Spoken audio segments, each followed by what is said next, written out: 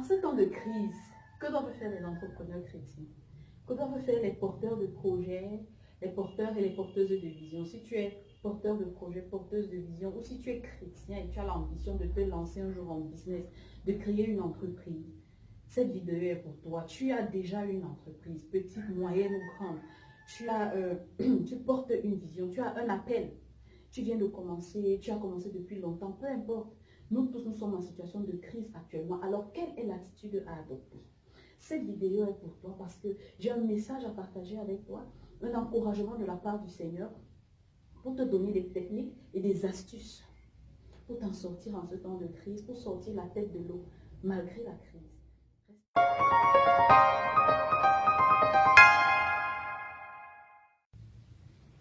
Qui suis-je? Pour ceux qui ne me connaissent pas ou qui tombent sur cette vidéo, sur cette page, sur cette chaîne pour la première fois, je suis Yvonne Gombach-Romébel. Il y a quelques années, j'ai créé l'organisation L'accord de A3 après. Notre mission est d'amener les couples et les personnes à découvrir leur destinée, à entrer, à marcher et à accomplir leur destinée pour vivre un mariage plus épanoui. Donc nous parlons de mariage, nous parlons de vision, nous parlons de destinée, nous parlons de leadership, nous parlons également d'entrepreneuriat. Alors, pour revenir à notre sujet, quelle attitude adopter en tant que chrétien, en tant qu'entrepreneur chrétien, en tant que porteuse de vision, porteuse ou porteur de projet en ce temps de crise? Vous savez que le Covid-19, à cause du Covid-19, coronavirus, toutes les activités économiques de par le monde sont en stand-by. Tout est arrêté ou tout est au ralenti. Nous sommes confinés dans nos domiciles. Les clients n'affluent plus. C'est même en ligne, c'est devenu difficile, les livraisons, le contact avec les clients. Tous les business, toutes les entreprises sont au ralenti, pour ne pas dire que certaines même sont complètement en stand-by. Alors en tant que chrétien, est-ce que tu dois vivre la crise comme un autre chrétien? En tant que chrétien, quelle est l'attitude à adopter en tant que sel de la terre? Parce que la Bible dit que tu es le sel de la terre, nous sommes la lumière du monde. En tant que sel de la terre et lumière du monde, peuple choisi du très haut. La Bible ne dit-elle pas que l'or et l'argent appartiennent à Dieu? Dieu lui-même fait de nous des businessmen, des businesswomen, des porteuses de projets, des visionnaires en quelque sorte. Peu importe le domaine de ton appel, peu importe le domaine, ton domaine d'influence, ta sphère d'influence, peu importe le domaine dans lequel ta vision te place. Ce message est pour toi, pour te donner un secret dans l'attitude que tu as adoptée, que tu dois adopter en ce temps de crise. Les enfants de Dieu ne connaissent pas les temps de crise. Pour les enfants de Dieu, le temps de crise signifie opportunité. La Bible ne dit-elle pas que toute chose concourt au bien de ceux qui aiment Dieu? Le Covid ne concourt-il pas à ton bien? Le coronavirus ne concourt-il pas à ton bien? Écris avec moi, crise égale opportunité. Crise égale opportunité pour un enfant de Dieu, fils du Dieu très haut, celui qui t'a transmis la vision, celui qui t'a transmis le projet que tu portes. Tu es le porteur de sa vision, lui le grand visionnaire. Tu es le porteur de sa vision.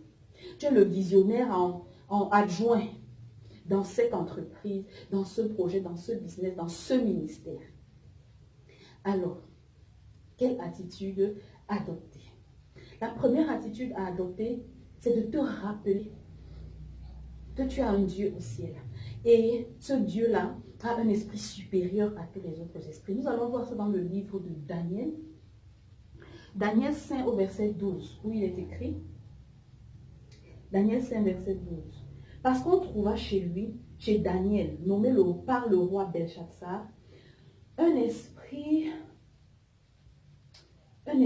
supérieur, de la sagesse, de la science et de l'intelligence, la faculté d'interpréter les songes, d'expliquer des énigmes et de résoudre les questions difficiles. Bien-aimé, en ce temps de Covid-19, quelles sont les questions difficiles que tu dois résoudre? La Bible dit qu'il a déposé en toi un esprit supérieur. N'appelle à cet esprit supérieur. Mais n'appelle pas à cet esprit supérieur pour rien. Appelle à cet esprit supérieur, je veux dire, n'en appelle pas à cet esprit supérieur sans objectif, sans savoir ce que tu fais. Appelle cet esprit supérieur pour t'aider à résoudre les questions difficiles dans la situation difficile que nous traversons. Allons dans le livre de Genèse 30. Genèse 30, verset 38. Non, en commençant à partir du verset 37. À partir du verset 37, il est écrit, Jacob prit des branches. Jacob prit des branches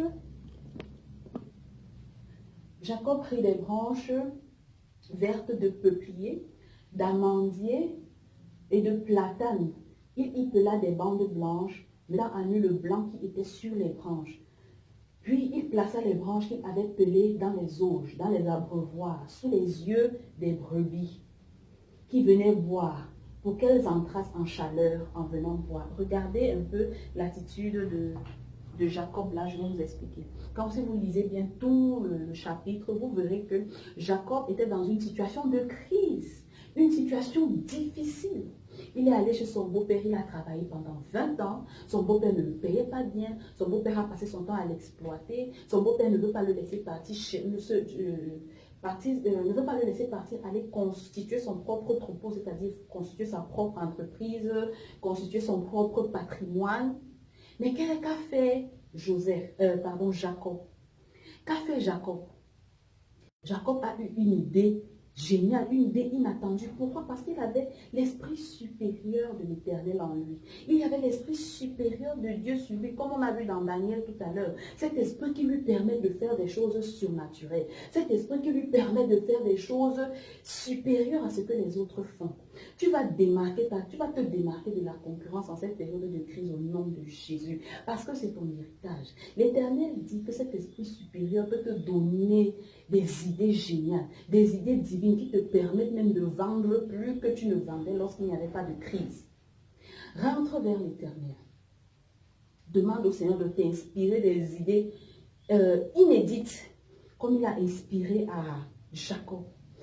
Qui avait dit à Jacob que si tu prends le peuplier et les auges, tu mets dans les auges, tu pelles ressortir le blanc des peupliers, tu apportes les brebis à côté, les brebis vont entrer à chaleur et ça fait que les brebis auront plus de temps de chaleur, plus de saisons de chaleur qu'à la normale. Ça va faire que ton troupeau va se multiplier plus que d'habitude.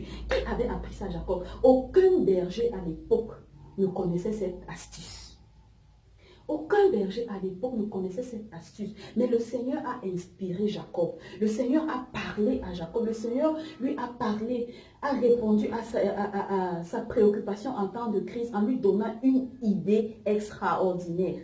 Une idée qui a accéléré sa prospérité, qui a multiplié ses ventes et qui a agrandi son patrimoine en temps de crise. Pendant que ses concurrents, pendant que ses confrères sont en train de pleurer, de se lamenter, Jacob lui se réjouissait. Vous allez voir, quand vous allez lire tout le passage, vous verrez qu'à un moment donné, son beau-père et ses beaux-frères se sont fâchés. Ils se sont fâchés. Comment tu peux venir prospérer dans notre propre territoire? Tu prospères même plus que nous. Parce que quand Jacob partait de là, il était même plus riche encore que son beau-père qu'il avait exploité pendant 20 ans. Donc ce temps de confinement, ce temps de crise n'est pas le temps pour toi de te lamenter. Choisis d'adopter la bonne attitude. Rentre vers le Seigneur. Prends ce temps de confinement où on ne sort pas beaucoup, les déplacements sont limités. Profite pour te recueillir devant Dieu. Mais ne te recueille pas devant Dieu pour aller pleurer.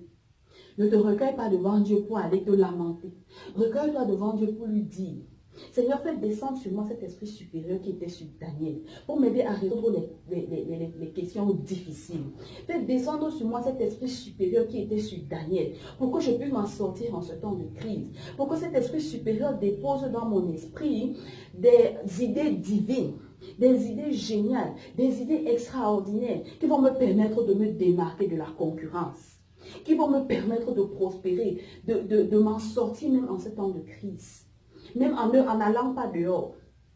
Même si je ne peux pas aller dehors, même si je ne peux pas ouvrir ma boutique, même si je ne peux pas ouvrir mon entreprise, même si je suis obligée, même si je dois réduire le nombre de personnes dans l'enceinte de l'entreprise. Seigneur, révèle-moi des idées qui vont accélérer ma percée au nom de Jésus. Donc, bien-aimés, porteurs, porteuses de vision, l'heure est au recueillement, et au recueillement stratégique. Demande au Saint-Esprit, demande à Dieu, cet esprit supérieur-là, qui va venir déposer dans ta tête les idées les idées, les stratégies, les stratégies marketing, les stratégies, les nouveaux produits, les nouveaux mots que tu vas balancer même dans ton marketing, les nouvelles manières de faire la publicité, de faire la promotion, d'attirer les clients, de vendre même étant à la maison. Fais confiance à Dieu. La crise n'est pas pour toi. Répète encore, comme je l'ai dit tout à l'heure, crise égale opportunité.